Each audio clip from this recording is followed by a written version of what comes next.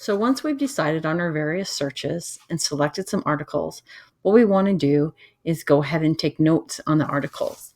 I want to point out in this section, which is basically talking about how to use the tools that are available, how to highlight, take notes, and download articles, that the first thing that you really want to do is sign in on your Google Drive. So I've kind of made a big thing right here, save document citations and highlight on Google Drive. Go ahead and sign in. You can see I'm signed in as Victoria. And I'm going to look at this article. It's just an overview. It's a reference article on the Black Power movement. And as stated before, I can look at the level of reading, which is intermediate. Some of the tools that are available are over here. I can see that I can use all kinds of things. I used to tell students to email the articles to themselves, but now I don't do that. I download it. We used to download as PDFs. Now I tend to download straight to Google Drive because it's shareable with both your group members and your teachers. Makes it really handy. So signing into Google Drive first is what you want to do when you know that there's articles you want. Okay. We are going to look at saving and highlighting them. But first, there's just this, I want to point out a couple of tools. And one is this listening tool. If you click on it, it will read the whole article to you. I really don't want to do that for the sake of time.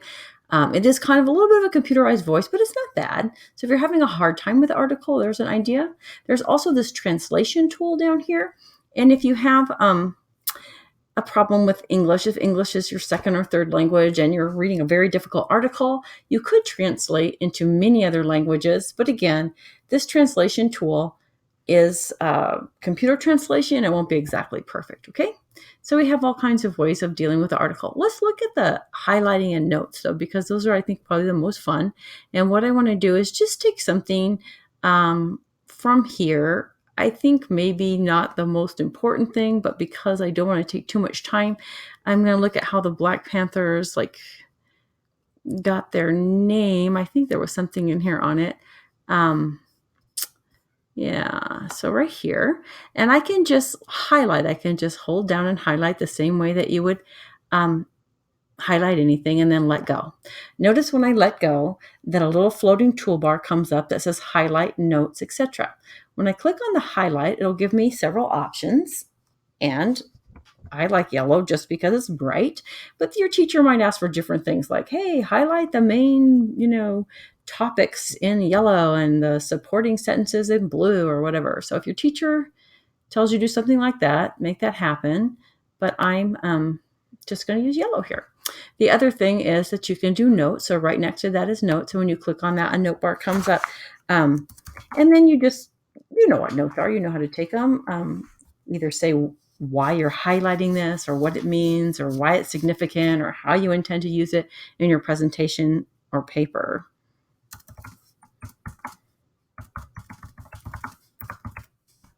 Okay. And then go ahead and save your note. Now, when you do this, you will notice that over here on the tools where it says highlights and notes, it now says 1 because I have just done one of that. And when I click on it, it'll show me what that was. This is the text that I highlighted. I highlighted it in yellow, and this was the note that I wrote. So that makes life really handy for me. Another thing that I can do is point out to you that down here on the bottom of the article, this is kind of a longer article, gives you some further reading. It does give you the source citation. I want to point that out. I did point it out in the images, but just so you know, every single source that you use on the database will give you a source citation. And if you are using your Google Drive, you can always create folders and create documents and just start throwing that stuff in there. A document for your works cited page, things like that. You can copy and paste your citations for the articles that you're using. So it's there, and you don't have to create it yourself, which again is really time-saving and really handy. Part of the reason why this is valuable is not just because it passes the CARP test, that everything is credible, authoritative, reliable, has a good purpose, but also because it's easier to use and it saves you time. And as a student, that's something you've got to appreciate. Okay, let's say I now have this article and I want to download the article rather than other ways of sharing or anything. I want to just get it onto my Google Drive. And again, I am signed in to my Google Drive already. So I'm going to go ahead and click on download the article, and it's going to give me some options to save it to Google Drive, Saving it to OneDrive is a Microsoft. And so if I were there, I would sign in here up here with Microsoft. That's something different, but because our schools in the Chaffee Joint Union High School District are going toward Google Apps for Education, I'm going to go ahead and stick with Google Drive. So that's going to be my preferred download option. And I'm just going to click on download the article. Okay, very quickly, it says that it has appeared in Google Drive. And so I'm going to say okay. And what I'm going to want to do is to go to my Google Drive. And I think I'm going to have to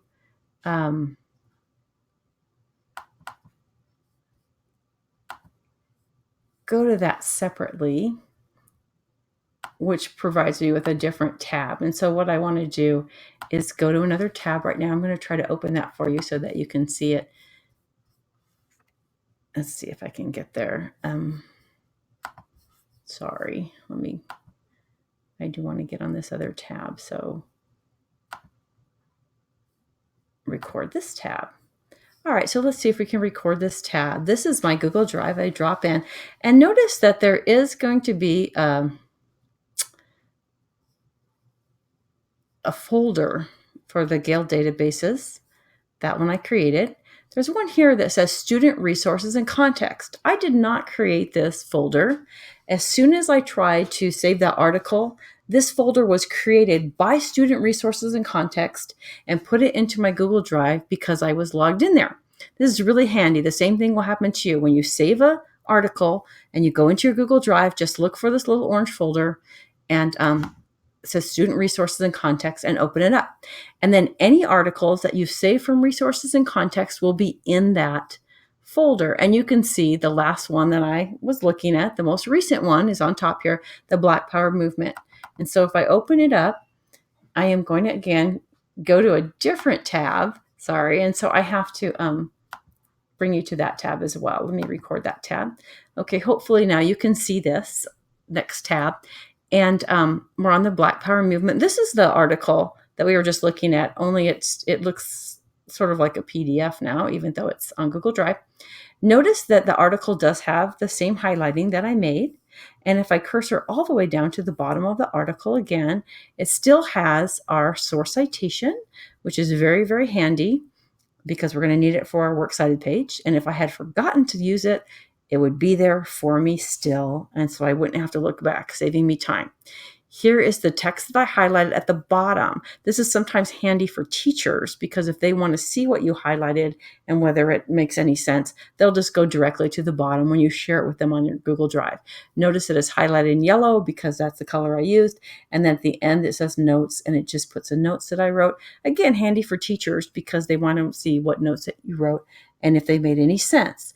And so that's one way that I can just find my articles in a really, really, really simple way. Okay, that's handy, and that's it for now.